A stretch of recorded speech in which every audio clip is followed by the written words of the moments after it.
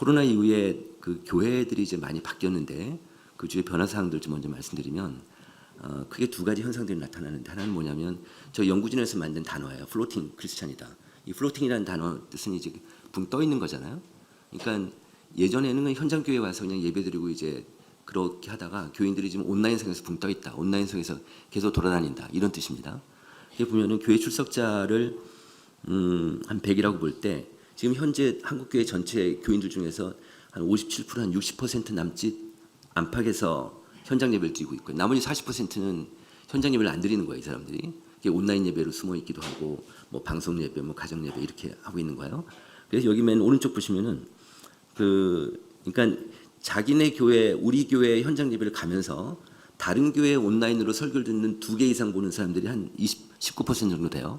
한 20% 되는 거죠. 그다음에 또 하나는 현장 예배는 안 나가. 그러니까 우리 그냥 온라인 예배 속에 있든지 하여튼 우리 교회에 출석은 안 하지만 현장 예배는 안 하지만 다른 교회 다른 뭐 유명한 목사님들 뭐 이찬성 목사님이라든지 뭐 유기성 목사 이런 유명한 목사님들 설교를 듣는 2개 이상 듣는 분들이 또 한 11% 돼요.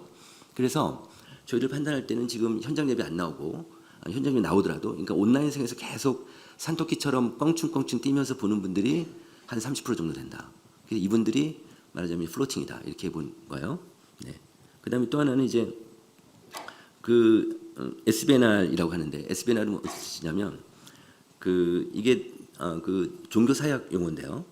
그 스피리추얼 그러니까 영적인 욕구나 영적인 갈급함이 있는데 사람들이 근데 교회는 별로 좀 싫어하는 사람들. 그러니까 스피리추얼 번날 리더스니까 그러니까 종교적이지 않은 사람들. 그러니까 교회에 가서 사람을 만나는 게 불편한 사람들이 있을 거예요. 자기 영적인 욕구는 있지만 교회에 가서 지나친 관심을 받는 게 부담스러운 사람들. 이런 사람들이 SBNR이라고 볼 수 있습니다. 근데 과거에도 좀 있긴 했지만 코로나 때 이제 이런 사람들이 많이 생긴 거예요, 말하자면. 그래서 교회 출석자 중에서는 아까 제가 말씀드린 대로 이제 57% 정도가 현장 예배 나온 나머지 교회 출석자 기준을 볼 때는 한 43% 정도가 지금 교회를 안 나가고 있으니까 이 사람들을 전체 크리스찬들 교회를 나가든 안 나가든 가난 성도까지 포함하면은 한 34%가 돼요. 근데 가난 성도가 지금 한 20% 남짓 정도 되니까 전체적으로 한 절반 정도가 넘게 약간 넘게 전체 크리스찬 중에서 절반 넘게 지금 SBNR이다. 그러니까 교회를 안 나가는 사람들이다. 그러니까 굉장히 많이 늘었어요. 그래서 지금 어떻게 한국 교회 개신교를 기독교를 끌고 나가고 있는데 어쨌든 교회 중심으로 해서 가고 있는데 실제로는 교회 탈교회 그러니까 교회 현장 예배 안 나가고 물론 교회는 소속돼 있지만 또는 아예 잘 소속돼 있는 교회가 없는 이런 사람들이 한 절반 이상이 된다. 그래서 지금 이런 상황을 보면 우리나라가 지금 우리나라 기독교가 좀 유럽처럼 가는 그런 현상을 좀 약간 보이고 있어요. 이제 몇 년마다 좀 추적해야 되겠지만 유럽 같은 경우는 지금 전체 EU 국가들 중에 전체 크리스찬 비율이 한 70% 정도 되고 있어요. 그 데이터가 2년 전에 퓨 리서치에서 발표한 자료인데요. 그런데 그 70% 되는 개신교인들 중에서 기독교인들 중에서 그 69%가 그러니까 100이라고 봤을 때 69%가 가난한 성도들이에요. 유럽 사람들은. 그러니까 교회당이 텅텅 비죠. 그래서 지금 한국도 좀 그럴 가능성이 약간 개연성이 좀 보이는데 그래서 지금 내년 내후년 좀 어떻게 SBNR이 어떻게 움직이는지 좀 봐야 될 것 같습니다. 그래서 이런 게 지금 코로나 이후에 나타나는 그런 현상들이다라는 거고요. 또 하나 특징 중에 하나가 지금 주일학교 학생들이 지금 안 보인다는 거예요. 말하자면 이 어른들 같은 경우는 지금 전국 평균에서 한 70%좀 이상 돼서 지금 현장 예배 다 나오고 계신데 지금 이제 어른들 같은 경우 30% 정도는 지금 현장 예배 좀 안 나오고 있어요. 특히 이제 소형교회들 같은 경우는 거의 뭐 80% 90%는 책 올라갔는데 대형 교회들이 지금 아직까지 어떤 교회는 50%도 안 되는 교회도 있어요. 네, 그렇게 좀 큰 교회들은 그렇고 있는데 근데 오른쪽 보면 주일학교 같은 경우는 올해 이게 지금 그 거리두기 해제 후에 조사한 건데 지금 주일학교에 좀 출석하는 아이들이 지금 50%가 채 안 돼요. 좀 약간 지금 뭐 늘었다 하더라도 평균 전국 평균으로 보면 한 50%밖에 안 되니까. 근데요, 지금 그 올해 4월 18일 날 사회적 거리두기 해제 후에 특이한 현상들이 나타났어요. 어떻게 나타났냐면 교회 학교가 잘 되는 교회가 있어요. 안 되는 교회가 있고 교회 학교도 양극화되는 것 같아요. 교회 학교도. 그래서 이거를 저희가 내년 초 중반쯤에서 다시 한번 체크해 보려고 그래요. 교회 학교가 좀 어떻게 움직이고 있는지. 네, 지금 현재는 이렇습니다. 네, 그 다음에 또 하나 문제는 어느 한 조직을 볼 때 만약에 기업 조직을 볼 때 CEO하고 사장하고 직원들 관계에서 두 그룹이 어느 한 이슈에 대해서 생각이 같잖아요. 그럼 그 조직은 잘 가요.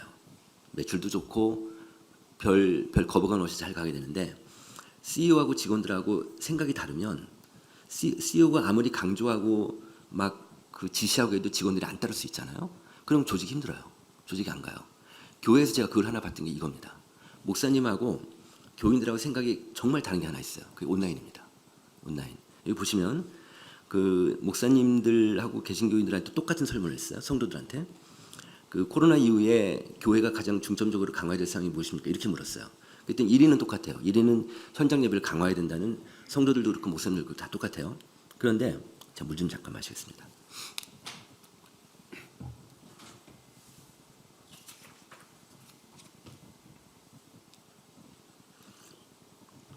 그런데 2등이 바뀌었어요. 2등이 보시면요. 맨 오른쪽 보십시오.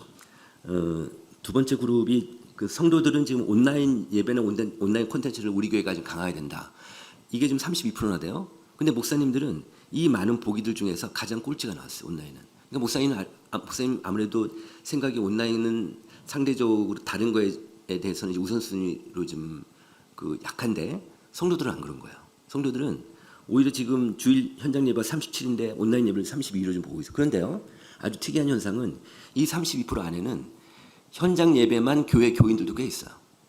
그러니까 다시 얘기하면 소형교회들 같은 경우는 그 현장 예배만 드리는 교회가 꽤 많잖아요.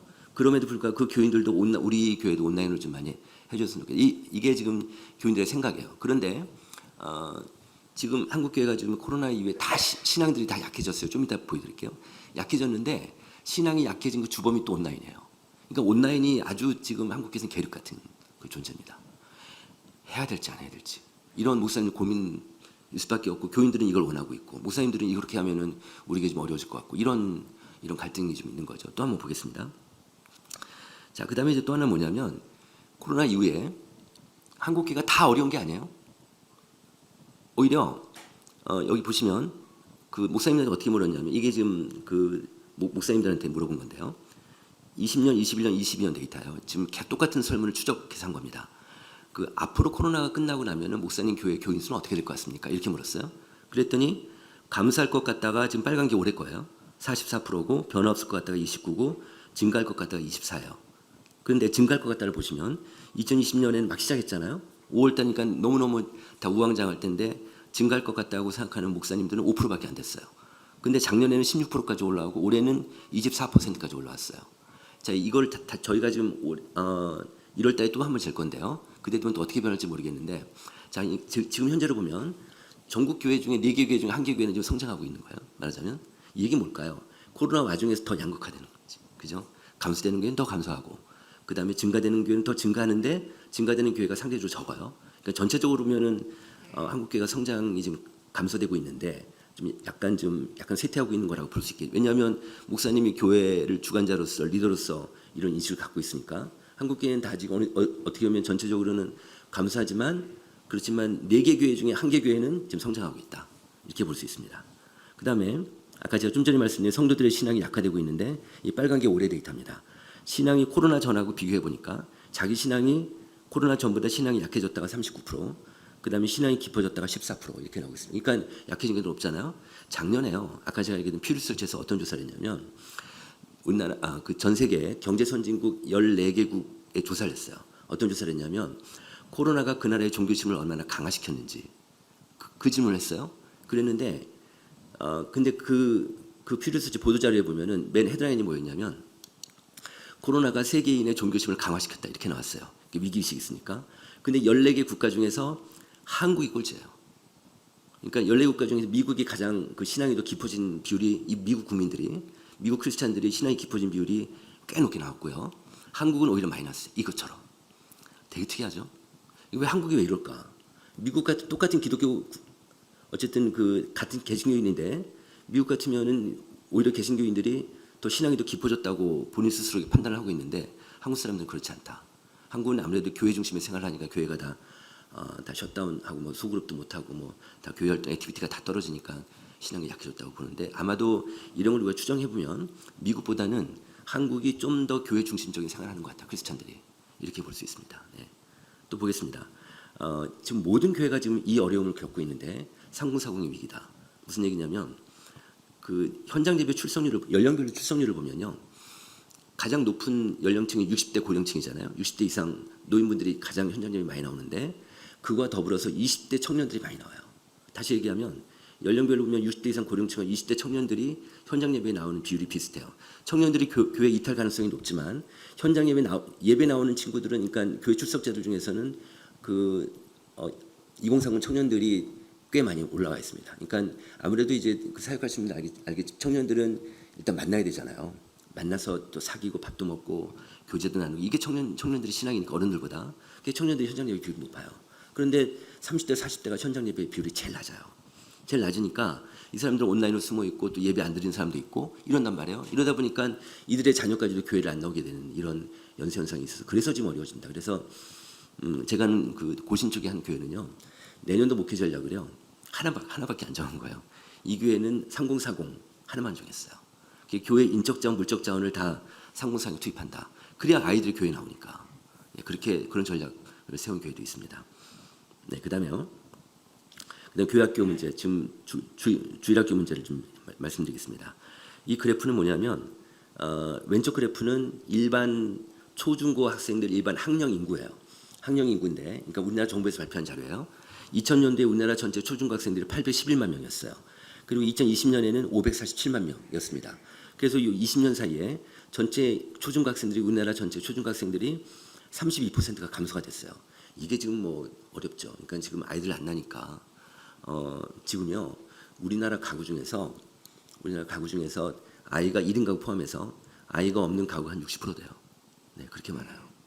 하여튼 뭐 이런 상태인데 그런데 이제 그 예장 통합교단에서 그 교세 통계 자료를 제가 좀 그 확보를 해서 좀 이걸 같이 비교를 해봤어요. 통합교단 같은 경우는 지금 제가 합동교단에 왔으니까 지금 합동의 교세가 더 커요, 그죠? 그런데 교세 통계 자료가 정확하지가 않아요. 발표를 잘 못하세요. 그래서 그러니까 심지어는 총회 담당자가 통계 담당자가 없으세요. 예. 그래서 이거를 좀 잘 보완했으면 좋겠다. 예. 그러니까 합동교단이 제일 큼에도 불구하고 합동교단 이런 데이터가 잘 안 나오고 있습니다. 네. 그렇습니다. 어쨌든 이 교단 걸 보면은 2000년도에는 이 교단의 그 초중학생들이 41만 6천 명이었어요. 근데 2020년에는 24만 명이어서 42%가 빠진 거예요. 그러니까 교회 밖의 아이들은 32%가 감소가 됐는데 교회 안의 아이들은 42%가 감소되니까 이걸 나눠보면 1.3이 나와요. 그러니까 교회 학교 감소 속도가 일반 아이들 감소 속도보다 1.3배가 더 빠르다. 아주 급속하게 빠지고 있는 현상을 지금 보이고 있습니다. 그래서 이제 또 마침 지난해 말에 그 우리나라 그 인구 추계 앞으로 50년 동안의 인구 추계가 발표가 됐어요. 그 자료를 보니까 그 자료를 갖고 제가 이제 다시 지금 좀 전에 말씀드린 교회 학교가 이제 감소율이 있으니까 그거 기울기를 갖고 제가 한번 추정치를 내봤더니 그랬더니 2040년에는 교회 학교 아이들이 12만 명까지 빠져요. 그러면은 앞으로 20년 뒤에는 한국 교회가 지금 그 현재 주일학교 아이들의 또 절반이 또 빠지게 되고 그러니까 지금처럼 가면 아무도 손 안 대고 그냥 지금처럼 가면 이렇게 된다. 네, 이렇게 되고 있습니다. 자, 그다음에 이제 또 하나는 이제 그 주일학교 아이들 중에서 이 조사는 2019년도하고 21년도하고 똑같이 교회를 출석하고 있는 중고생 아이들한테 조사를 했는데 19년이 이제 코로나 전이잖아요. 아이들한테 물어봤어요. 그 학생은 신앙생활에 가장 영향을 준 사람이 누구입니까? 물어봤더니 뭐 압도적으로 엄마예요. 엄마가 제일 높아요. 그죠? 우리 다 알다시피 그 교회학교 교사는 맨 오른쪽 보십시오. 꼴찌예요. 교회학교 교사가 6%밖에 안 되니까 아이들한테는 마인드 쉐어가 없는 거죠. 그죠? 이렇게 돼 있는데 2등이요. 19년하고 21년하고 코로나 전후에서 바뀌었어요. 2등이 코로나 전에는 목사님이었어요. 교회 목사님이었는데 그 코로나 후에는 이제 아이들이 교회를 잘 못 가니까 2등이 아버지로 바뀌었어요. 아버지로. 그러니까 절대적으로 부모가 이제 영향력이 왜 이럴까? 그 우리나라 중고생들 지금 교회 다니는 중고생들의 모태신앙 비율이 한 60%가 돼요. 그리고 그 초등학교 이전에 지금 교회 다니는 아이들이 한 20% 돼요. 그러니까 거의 80% 정도 아이들이 그냥 교회 부모의 영향권 안에서 다니는 아이들이에요. 그러다 보니까 완전히 지금 한국 교회는 가족 종교화가 돼 있다. 이렇게 볼 수 있는 거예요. 다시 얘기하면 왜 그런 교회 이 주일학교 아이들이 다 지금 현재 주일학교 아이들 보시면요 부모가 교회 안 다니는 사람이 있나요? 별로 없을 거예요. 저 때만 해도 저도 마찬가지고 다 뭐 저희 부모 안 다니고 저만 다니고 그냥 제가 제 동생들 패가면서 교회 데리고 다니고 막 저희 어머니 아버지한테 엄마 교회 가자, 아버지 교회 가자 이렇게 하면서 제가 했단 말이에요. 요즘 애들은 안 그렇지. 엄마 아빠 차 타고 교회 왔다가 엄마 아빠 차 타고 집에 가니까 교회 친구들도 별로 없어요. 요즘 아이들이. 이런 시대가 지금 바뀐 거죠, 말하자면. 이러다 보니까 밖으로 이제 밖에서 유입되는 아이들이 없으니까, 그러니까 가족 종교가 돼 있으니까 절대적으로 부모 영향력 안에 있다, 이 아이들이. 이렇게 볼 수 있어요. 그래서 이거가 이제 이 문제가 목사님들까지도 이제 이해를 하시게 된 거예요. 목사님도 이제 이게 사실은 그 부모 그 가정의 신앙이 중요하다는 게 이제 거의 10년 가까이 계속 이런 뭐 기자 세미나나 컨퍼런스 때 이런 얘기들이 계속 나왔지만 지금은 이제 목사님들도 이런 인식이 확실하게 이제 공고하게 잡히신 것 같아요. 이 조사는 뭐냐면 교회학교 교회학교 담당하는 목사님들 155개 교회 목사님들 조사를 한 거예요. 그랬더니 포스트 코로나 시대에서 교회학교가 뭘 준비했으면 좋겠습니까 했더니 1위가 자녀 신앙 지도를 위한 부모 교육을 해야 된다. 이게 압도적으로 1위예요. 뭐 두 번째가 이제 동영상 뭐 촬영 제작 그 미디어 관련 확충을 해야 된다. 이런 게 나왔어요. 그다음에 또 하나는 뭐냐면 이번에는 청소년들한테 뭘 물어봤냐면 그 신앙 성장에 도움받은 게 무엇입니까? 이렇게 물어봤어요. 물어봤더니 1위는 아이들이 그냥 하는 식으로 예배나 설교가 가장 도움받았다. 이렇게 얘기해요. 근데 2등이요. 코로나 전하고 후하고 바뀐 거예요. 2등이 코로나 전에는 여름 수양회, 집회, 수련회 이게 맨 오른쪽에 이렇게 나왔어요. 근데 이게 푸른색이 2019년 거고 빨간색이 2021년이에요. 근데 21년 되니까 코로나 이후에는 그 교회에서 수련회도 못하고 집회도 못하니까 뭐가 나왔냐면 두 번째가 가정예배가 나왔어요. 되게 특이한. 저희 연구진도 깜짝 놀랐어요. 와, 가정예배라니. 이렇게 나온 거예요. 근데 이 가정예배를 잠깐 좀 설명을 드리면 지금 우리나라 성인들, 개신교인들, 그 한국 기독교인들 대상 조사를 하면요. 평균 가정예배 드리는 비율이 20%가 안 돼요. 한 15% 안팎 정도 되고 많이 나올 때는 20% 되고 적게 나올 때는 15% 되거든요. 그러니까 지금 이 아이들은 그런 집 애들일 거 아니에요. 그죠? 가정예배 드리는 집 아이들 텐데 제가 제 얘기를 잠깐 드리면 제가 이제 가정예배를 저는 한 달에 한 번씩 제 아내하고 그다음에 아들하고 제가 아들 좀 일찍 결혼시켜가지고 아들 며느리가 같이 있어요. 그 넷이 같이 살거든요. 그 이제 같이 가정예배를 드리는데 저는 주일 저녁 때 드려요. 근데 그 주일날 교회 갔다 와서 아내랑 무슨 뭐 제가 말다툼을 해서 좀 싸웠어요. 그래가지고 오후 내내 아내는 안방에서 처박혀 있고 저는 또 제 PC 방에서 그냥 혼자 이렇게 저렇게 하고 있으니까 가정예배 드릴 시간이 됐는데 얘기를 제가 못 하겠더라고. 제가 아내도 안 나오고 있고 그래서 아직까지 화가 안 풀린 거예요. 그러니까 애들도 뻘쭘해서 얘기도 못 하고 그래서 못 했어요. 또 그 다음 달로 넘어가는 걸 말하자면 이걸 제 경험을 보면서 가정예배는 부부관계 좋아야지만 되겠다. 이게 그렇잖아요. 근데 그것도 맨날 술만 먹는 부부들은 또 안 될 거 아니에요. 이게 영적인 대화를 할 수 있는 부부야 좀 가능하잖아요. 그죠? 영적인 대화하고 뭐 교회 소그룹 얘기도 하고 교회 목사님 얘기도 교회 뭐 얘기도 하고 자기 큐티한 얘기도 하고 이런 식으로 좀 얘기해야 가정 예배가 좀 자연스럽게 들을 수 있는데 또 하나는 아이들이 지금 이 데이터를 보면 아이들이 가정 예배 들어오는 애들란 말이에요. 부모하고 자녀 관계가 좋아야지만 애들이 가정 예배 들어올 거 아니에요.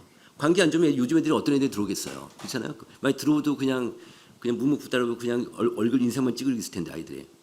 그러니까 이거를 계속 삭혀주 잡고 들어가면 결국 가정 예배는 결국 부모 교육, 부모 신앙 교육이더라고요.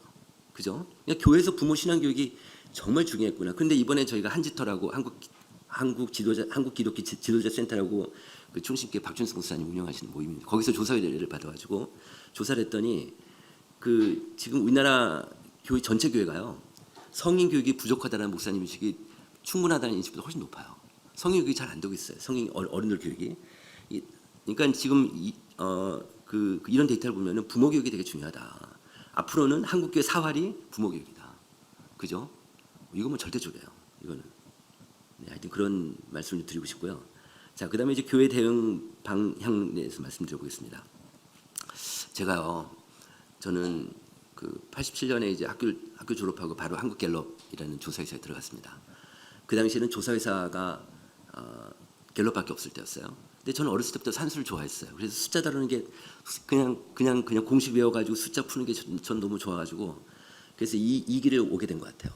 이제 갤럽 들어가서 지금까지 계속 이제 그냥 숫자만 보면서 좀 뭐 숫자를 보는 직업인이죠. 그러니까 이제 직업 보면 이제 직업에서도 이제 어떻게 보면은 막 어느 한 직업에서 거의 몰입하다 보면은 막 이상하게 막 그냥 거기에 몰입하다 보면 딴 생각도 하게 되고 막 그냥 막 거기에 그 미친 사람처럼 그렇게 되잖아요. 저도요 숫자만 계속 보다 보면은 숫자랑 말할 때가 있어요. 숫자가 말을 해요 저한테. 그럼 서로 말을 해요. 그러니까 제가 2019년 이후로 복귀 데이터 연구소를 시작하고 나서 한국교회 데이터를 진짜 매일마다 보죠. 매일마다. 그러니까 저는요 일반 사회 트렌드도 어떻게 바뀌는지도 맨날 신문 그냥 하루 종일 언론 기사하고 그냥 교회 데이터만 보고 있는데, 그러니까 저는 저도 모르게 교회를 헬리콥터 뷰라고 그러죠. 헬리콥터에서 위에 아래에서 보는 것처럼 교회를 계속 그런 시각이 아마 훈련됐을 것 같아요.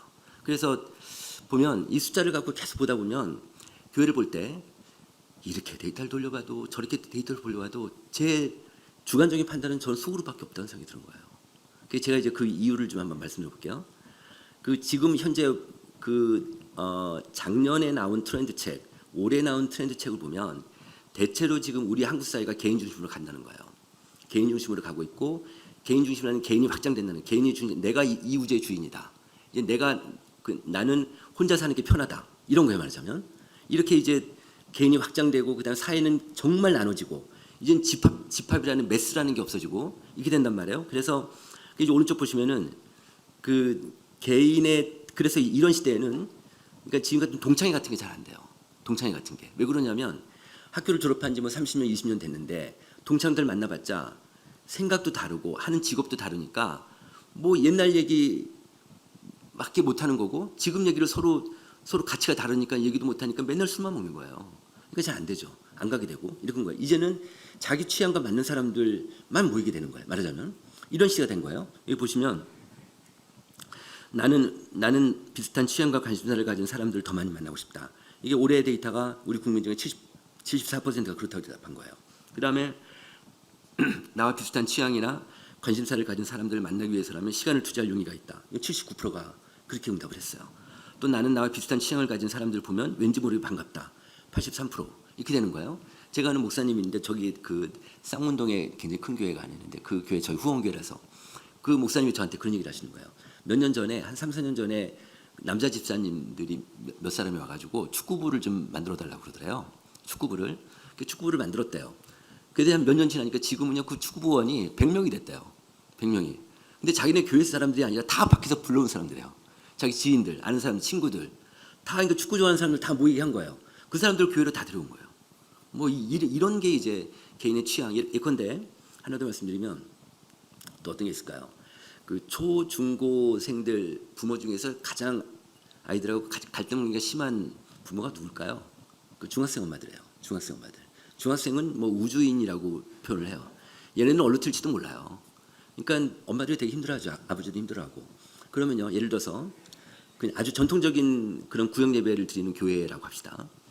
샘플로 중학생 엄마 소그룹을 한번 만들어 보세요. 한 6, 7명 정도. 소그룹을 딱 만들어 놓고 그 안에 호스트를 한 사람 정해서 뭐 성경 지식이 없어도 돼요. 그냥 모임을 그냥 인도만 하고 그 사람들 연락해서 오는 사람들 해가지고 만들면요 다 나와요. 엄마들이. 왜 그러냐 힘드니까. 자기 힘드니까. 자기 아이 키우는 힘드는 걸 목사님한테 말씀해보면 목사님 못 알아들을 수 있거든요. 그러니까 얘기 못하는 거예요.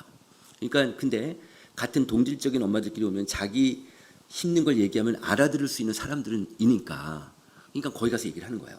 근데 어떤 사람들이 더 많이 오냐면 워킹맘들이 더 와요. 워킹맘들, 일하는 엄마들이.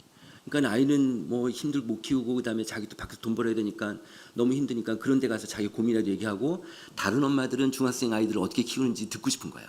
거기에 복음만 들어가면 되니까. 이거 소그룹입니다. 이런 식으로 가면 어느 정도 효과가 좀 있을 거예요. 자, 또 볼게요. 그래서 제가 이 데이터는 뭐냐면 이 데이터는 그래서 제가 이제 그 코로나 후에 목사님들 만나보면은 그 두 그룹이 제 눈에 보였어요. 목사님들 너무 당황스럽게 우리 교회 어떻게 할지 모르겠다. 지금 헌금도 빠지고 교인들도 지금 뭐 연락도 안 되는 사람도 있고 그래서 어떻게 할지 모르겠다. 이렇게 너무너무 이제 힘들어하시는 목사님들이 계시고 또 어떤 분들은 우리가 괜찮아. 우리가 헌금도 안 줄지 않았어. 그리고 교인들 다 연락이 돼. 괜찮아. 오늘 나는 괜찮아. 이런 목사님들이 계신 거예요. 두 그룹 있었어요. 제 눈에 저는 관찰자로서 저는 항상 이제 어릴 때부터 그렇게 학습이 됐으니까 이 두 그룹의 공통점이 뭘까? 그러니까 같은 변수가 뭘까를 한번 찾아봤어요. 그랬더니 저는 제 눈에는 공동체성이 보였어요. 그게 공동체성이 있는 교회는 지금 약간 좀 힘들더라도 괜찮을 것 같고 공동체성이 없는 교회들은 그냥 와야 되는 것 같고 이런 느낌이 든 거예요. 그래가지고 공동체성하고 가장 가까운 변수가 뭘까 생각하다 저는 소그룹을 생각했어요. 그래가지고 우리나라에서 지금 소그룹을 가장 잘하는 교회 중에 하나가 분당의 지구촌 교회입니다. 지구촌 교회가 지금 교인 수가 좀 등록 교인이 한 2만 명이 좀 넘어요. 근데 그 교회가 매주마다 3,000개의 셀이 소그룹이 움직이고 있어요. 대단하죠. 그 교회는 다 온라인으로 해요. 거기는 오프라인 다 지금 온라인으로 하거든요. 그래서 제가 제 아는 분 통해 가지고 그 지구촌 교회 그 최성훈 목사님 찾아뵀어요. 갔어요. 가서 제가 이런 배경 얘기를 하고 제가 소그룹 조사를 하고 싶은데 저한테 도와줄 수 있어요. 펀딩을 좀 해주실 수 있어요. 그래서 그 자리에서 제가 허락을 받았어요. 그래서 펀딩을 제가 2천만 원을 받아가지고 이 조사를 한 거예요. 이게 이 데이터예요. 이 데이터 뭐냐? 어떻게 했냐면 제가 우리나라 전체 개신교인 중에 지금 현재 소그룹 활동하는 사람이 한 40% 돼요. 60%는 소그룹 안 하고 있어요. 소그룹 활동하는 사람들 500명을 뽑았어요. 랜덤하게 추출했어요. 그다음 소그룹 활동하지 않는 사람도 400명을 골고루 연령별 똑같이 맞춰가지고 뽑았어요. 그래서 비교한 데이터입니다. 볼게요. 지난 일주일 동안에 신앙 활동을 뭐 했습니까? 물어봤어요. 그랬더니 소그룹 활동자는 온라인상에서 예배 소그룹 활동자가 빨간 거고 파란 거는 비활동자예요. 온라인상에서 예배 설교 기독교 콘텐츠 본 비율이 소그룹 활동자 74고 비활동자 54였어요. 그다음에 기독교 방송 본 사람들이 45대 20. 그다음에 신앙을 나눴어요. 신앙을 쉐어링하는 분들이 상담하고 30대 7, 한 4배 차이가 나요. 그다음에 성경 공부하는 분들도 25대 6으로 차이가 나고 큐티를 나누는 것도 한 24대 5로 차이가 나요. 다 차이 나는 거예요.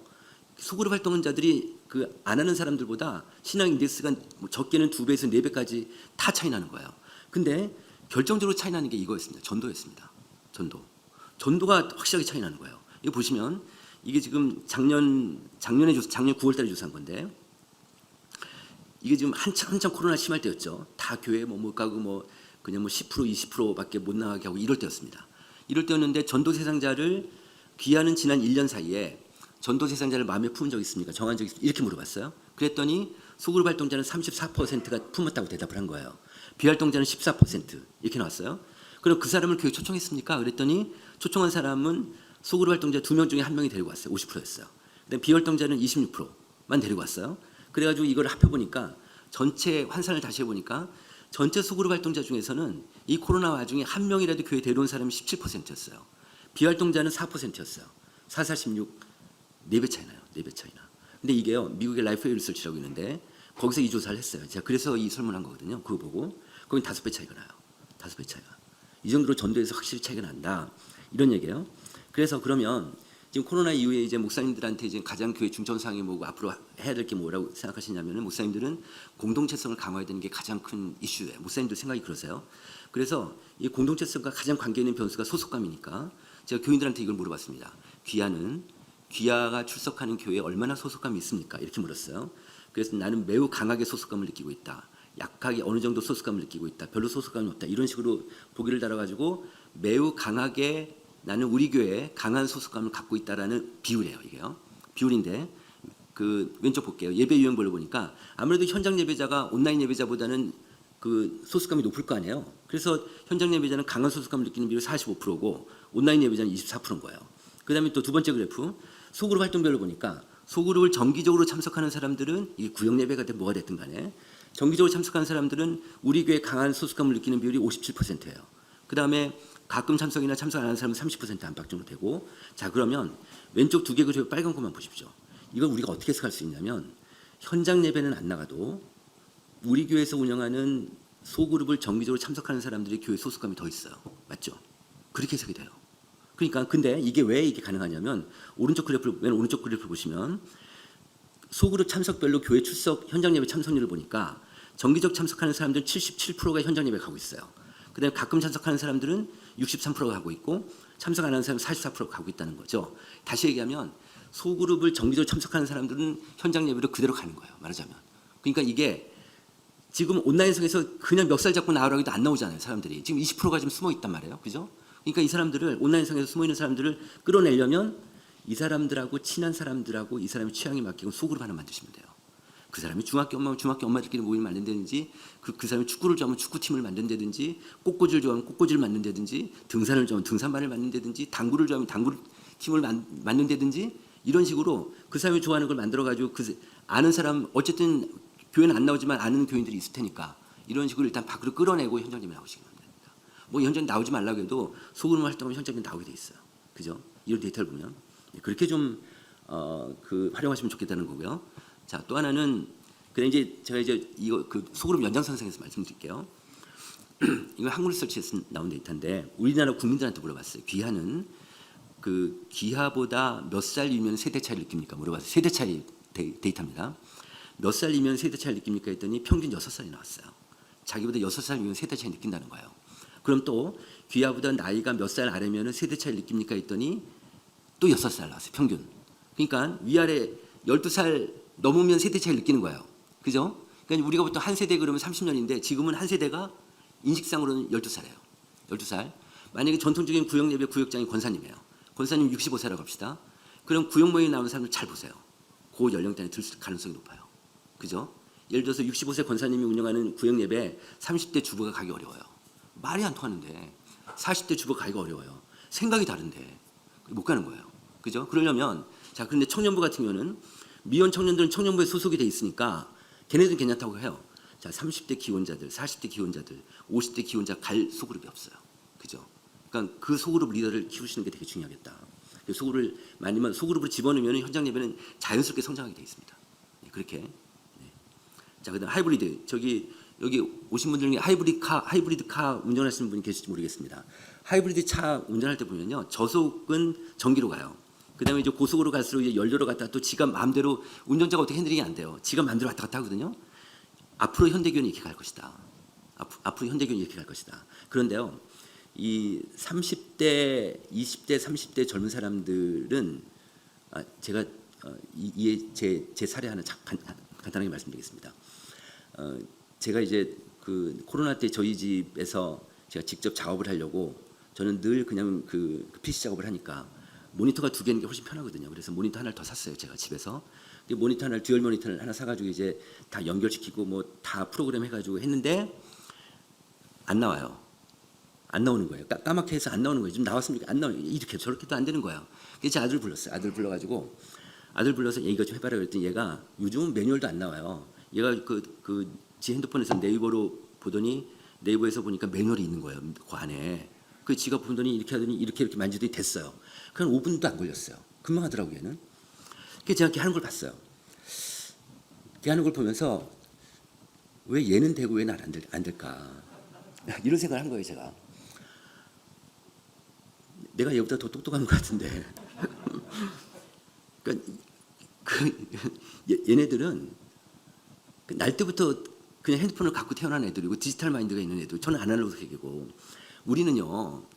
우리 목사님들 우리는 온라인을 학습한 사람들이잖아요. 어떻게 보면 우리는 아날로그 세계니까 얘네는 디지털 쪽이니까 그냥 몸이 움직이는 애들이고 그러니까 얘네들 가만 보니까 온라인하고 오프라인하고 경계가 되게 모호해요. 우리는 이거는 온라인이야 이건 오프라인이야 딱 구분이 돼 있잖아요. 얘네들은 그게 없는 것 같아요. 얘네들은 우리 아들 보면은 물건을 온라인에서 다 검색을 해요. 그리고 오프라인 가서 사요. 다시 와서 온라인에서 나눠요. 얘네들은 되게 자연스러워요. 그게 앞으로 교회가 이렇게 할 수밖에 없겠구나. 온라인하고 오프라인하고 경계가 없이 움직일 수밖에 없겠구나. 이런 생각이 좀 들었어요. 근데 그러니까 목사님들이 뭐 온라인 해 말어 이런 게 우문이 되죠. 사실은. 네, 그렇습니다. 네, 또 보겠습니다. 이 영상 넘어가겠습니다.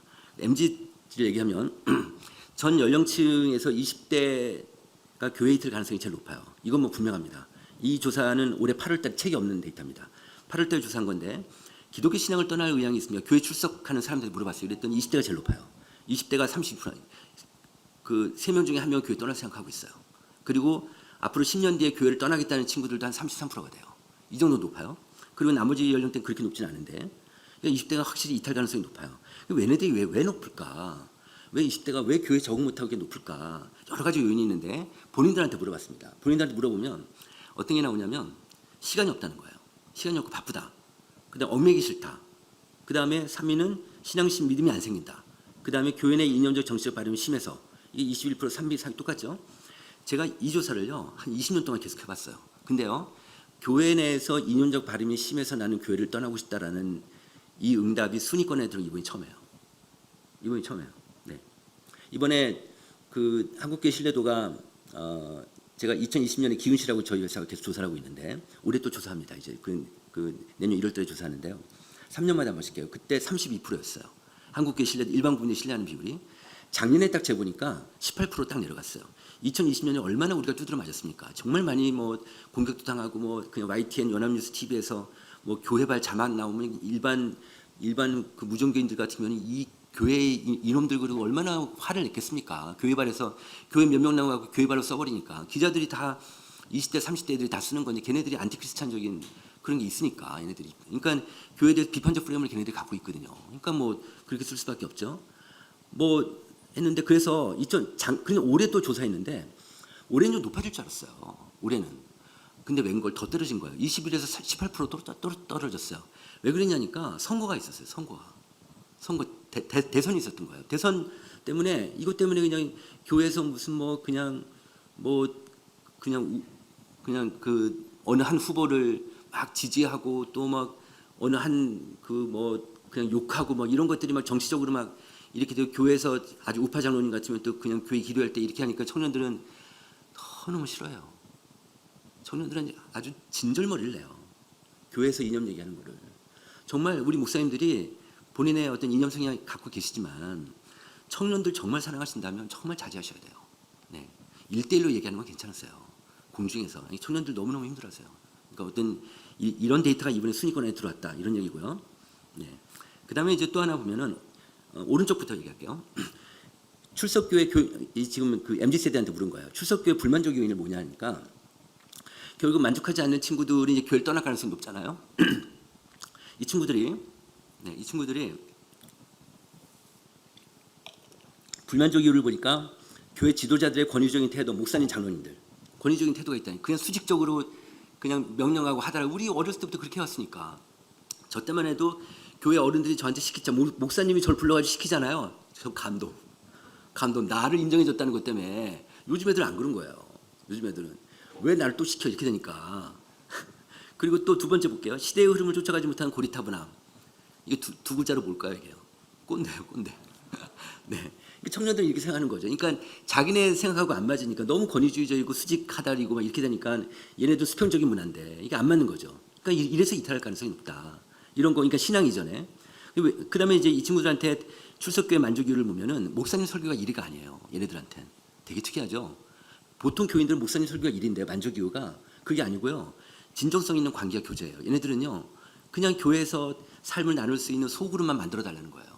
네, 그리고 실제로 그렇게 하고 있고. 하여튼 그런 거. 두 번째 볼게요. 그 MZ 세대들의 두 번째 교회에 만족하는 이유가 이웃과 사회를 위한 사회적 책임 역할을 수행하는 게 두 번째였습니다. 이것도 되게 특이합니다. 영적인 욕구를 해결하는 것보다는 우리 교회가 교회밖에 얼마나 잘 돕고 있고 이웃 사랑을 얼마나 하고 있고 청년들이 이게 관심이 높아요. 다시 얘기하면 목사님 설교가 좀 약하더라도 우리 교회가 이웃 사랑을 정말 진정성 있게 한다고 하는 청년들 다 몰려들어요. 그렇습니다. 네, 또 볼게요. 네. 그다음에 이제 또 하나는 그 청년들한테 물어보는 데이터. 이거 책이 없는 데이터인데요. 한번 물어봐서 청년들 본인들은 어떻게 생각하나? 청년들이 교회 행사에 진행에 많이 동원돼. 우리는 동원용이다. 이게 82%예요. 그다음에 우리한테 헌신을 강요한다.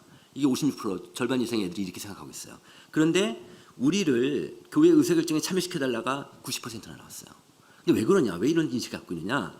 오른쪽 보면 우리도 교회 구성원이지 않느냐? 우리 맨날 일만 시키지 말고 우리도 교회 의사결정에 부장 집사 통하지 말고 우리 직접 이야기하고 싶다 이거예요. 네. 그러니까 이런 것들을 좀 조금이라도 반영할 수 있는 시스템을 좀 만들어 주시면 청년들이 좀 숨통을 트일 수 있겠다.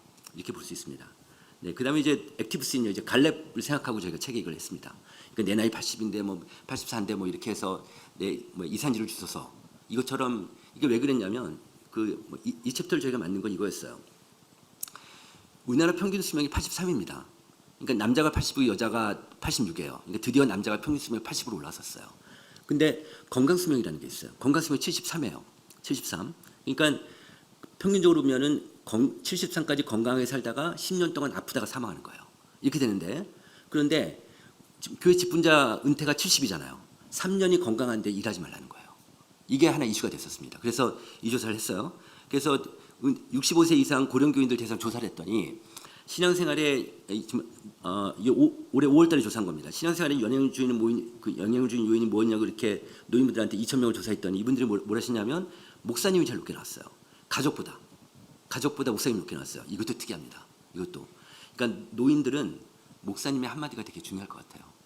교회에서 노인을 부를 때 한마디로 해주는 게 목사님들 큰 위로가 될 것 같습니다. 네, 그리고요. 네, 또 하나는 은퇴교인들한테 70세 넘은 분들한테 물어봤습니다.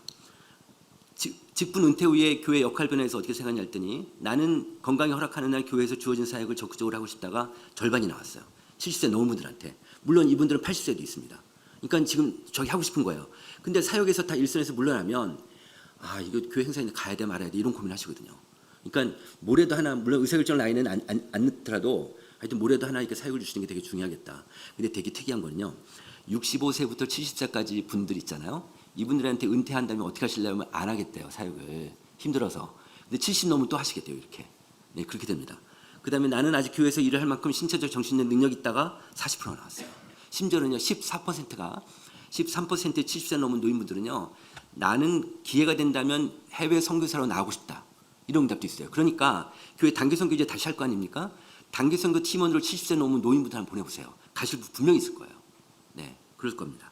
자, 그다음에 이제 그냥 교회 청년들이나 MZ 앞으로 이제 이 시대가 앞으로 이제 이것처럼 갈 수밖에 없는데 이거에서 몇 가지 얘기하겠습니다. ESG입니다. 환경, 사회적 책임, 지배구조 이런 건데 그 공공성, 교회 공공성인데 맨 오른쪽에 두 번째 보십시오. 그 교인들하고 목사 아까 그 데이터입니다. 그 교회가 앞으로 이제 어디에 중점을 두시겠습니까? 이렇게 물었더니 목사님은 교회 공공성의 지역사회를 섬기는 게 20% 나왔어요. 근데 교인들은 34%예요. 다시 얘기하면 밖으로부터 우리가 워낙 코로나 때 많이 공격을 당했는데 얻어맞았는데 그 민감성이 교인들이 더해요. 교인들이. 그래서 야 이제 우리 교회 이제 밖으로 좀 나가야 되는 거 아니냐. 교회 다음 약간 낮추고 정말 이웃하고 좀 섬기고 소통해야겠다. 이런 인식들이 교인들한테 더 많이 올라와 있습니다. 그다음에 이게 뭐냐면 그 출석하는 교인들한테 그러니까 자기 교회 귀하가 출석하는 교회가 지역사회 복지와 발전을 위해서 얼마나 기여한다고 생각하세요? 이렇게 물었더니 교인들은 76%가 우리 교회가 기여한다고 생각을 해요. 일반 국민들한테 똑같이 물어봤어요. 귀댁 주변에 있는 교회가 지역사회 복지와 발전을 위해서 얼마나 기여한다고 생각하십니까? 그랬더니 22%밖에 안 나왔어요. 같은 설문인데 너무 차이 나죠? 정말 차이 나잖아요? 이거 왜 그럴까요? 어느 한 이슈가 이렇게 차이가 날 수 있을까요? 교회 안 하고 박하고? 이거는 왜 그러냐? 우리가 쉽게 예상할 수 있어요. 교회가 답이 높아요. 소위 얘기해서 좀 유식하는 말은 개토가 된 거예요. 개토화가. 우리는 여기가 좋은 거예요. 밖에 몰라. 밖에서는 어떻게 생각하는지 우리는 관심 없어요. 그냥 우리가 잘하고 있잖아. 이거예요. 그래서 이제 마을목회라는 게 그 마을목회는 컨셉이 나오게 된 거죠. 그래서 이 마을목회는 뭐냐면은 우리가 보통 이제 시를 그 교회한테 이제 그 지역사회 어떤 봉사를 할 때 이웃사랑을 할 때 알게 모르게 우월적인 지위가 있어요. 우리 돈을 갖고 하니까 시간도 주고 하니까 우리가 우리가 좀 그 봉사하니까 받아주세요.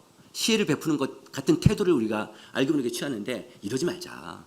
같은 공동체 아니냐. 우리가 쑥 들어가서 좀 보자. 또 하나는 교회 당에서 내년에 우리 사회봉사를 이거 합시다. 이거는 밖에서 볼 때는요. 그 니네 공급자 논리 아니냐. 이렇게 보는 거예요. 밖에서는 우리가 원하는 걸 니네가 와서 직접 물어봤니? 이거예요. 그러니까 쑥 들어가서 정말 찾아보셔야 돼요. 정말 지역사회가 뭘 원하는지 그들한테 얘기를 들어보고 정말 구체적으로 토론도 해보고 그 사람들 교회로 불러가지고 또 토론도 해보고 정말 원하는지 뭔지를 찾아내는 게 되게 중요하다. 앞선에서. 그죠? 이게 마을목회다. 그래서 이런 마을목회하는 목사님들한테 500명한테 조사를 했어요. 그랬더니 왼쪽 그래프를 보시면 마을에서 진정성을 인정받아서 목회자는 다르다고 인정하거나 칭찬을 해준 경우가 79%가 이런 경험이 있다는 거예요. 그래서 이런 마을목회가 결국 한국의 이미지를 바꿀 수 있을 거예요. 네.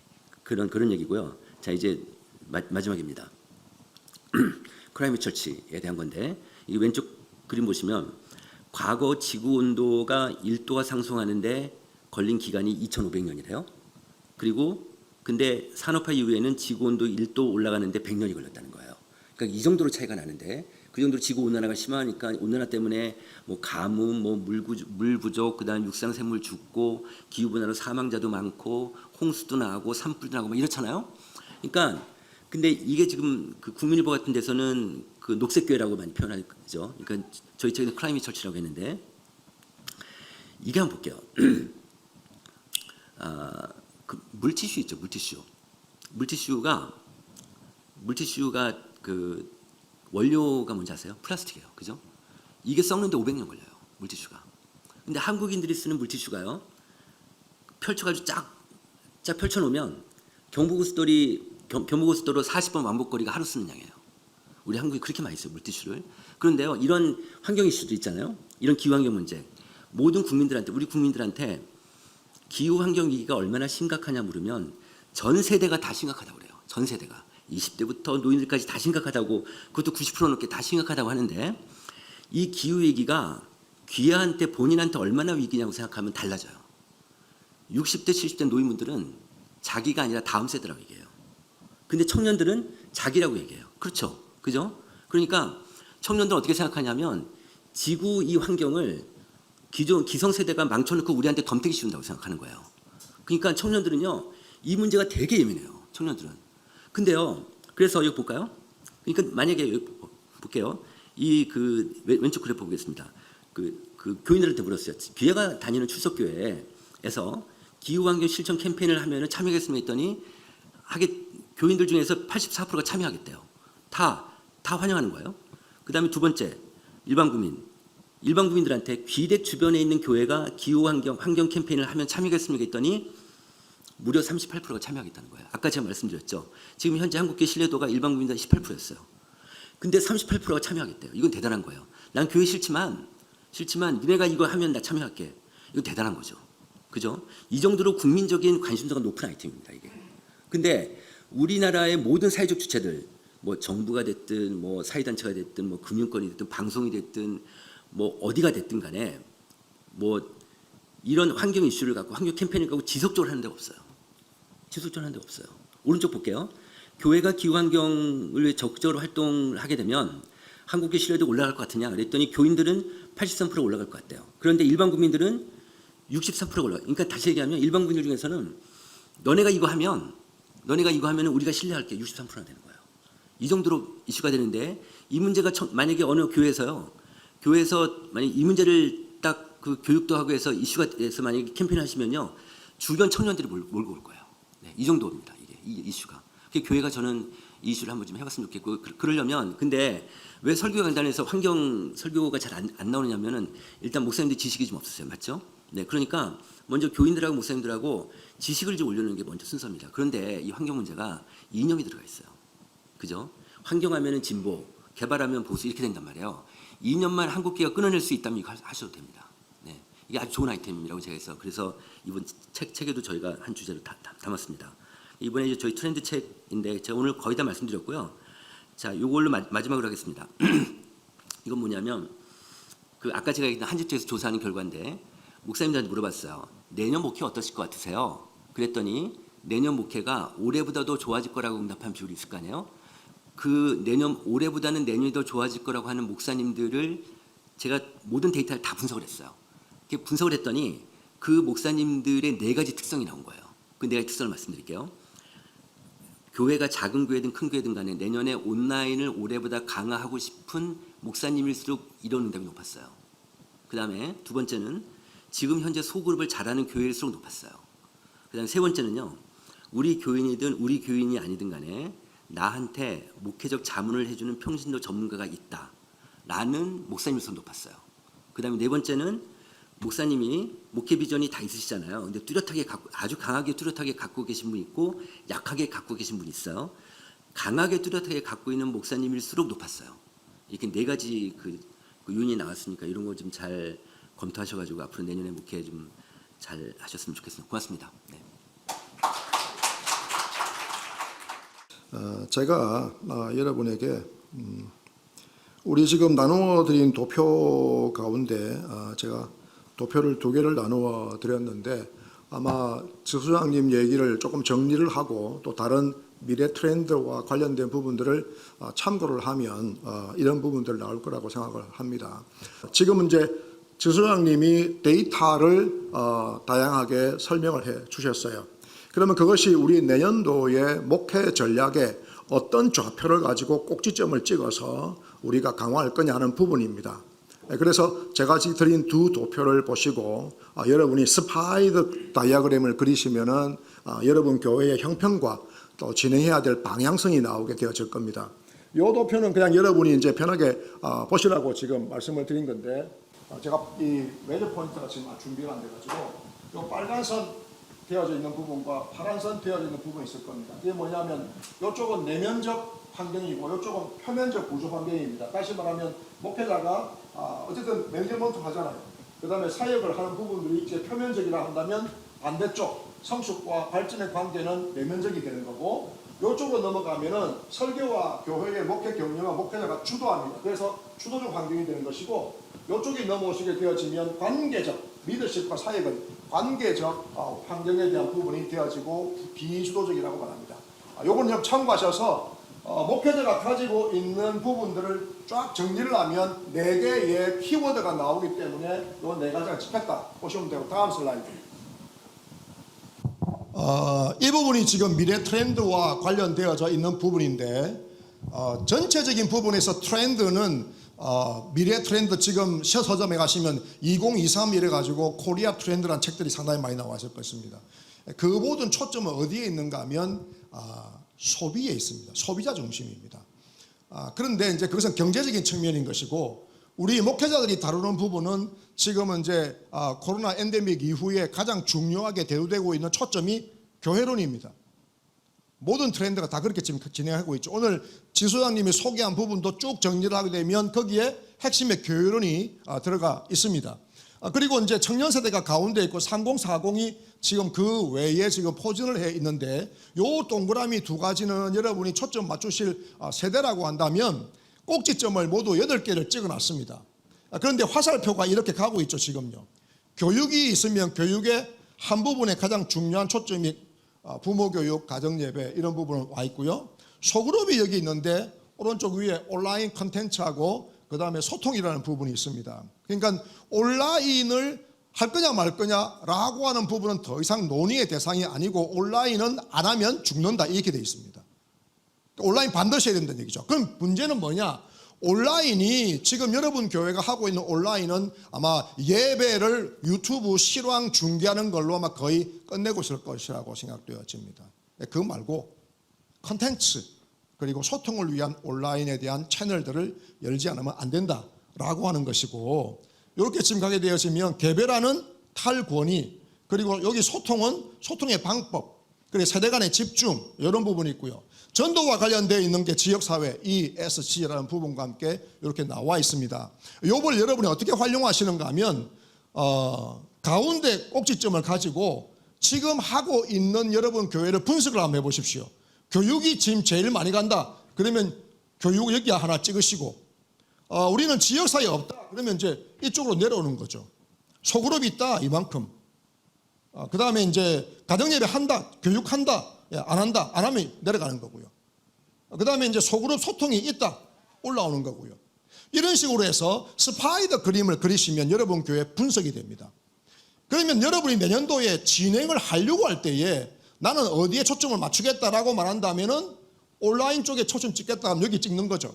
그리고 온라인 팀들을 만들어서 정리를 할 필요가 있습니다. 저희 교회도 홈페이지를 문을 닫았는데 내년도부터 홈페이지 문을 엽니다. 네, 그리고 거기에 홈페이지의 컨텐츠는 과거의 홈페이지가 아니고 새로운 홈페이지로 정리를 하고 있습니다.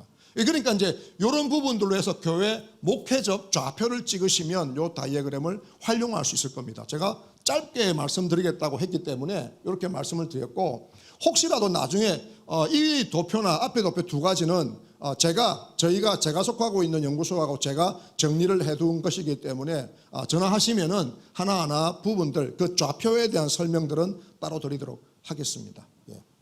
질문도 없으셨고 일단 제가 설명 끝냈으니까 잠깐 한 5분 휴식을 하고 다음 강의 진행하도록 그렇게 하겠습니다. 수고하셨습니다. 박수 한번 주십시오.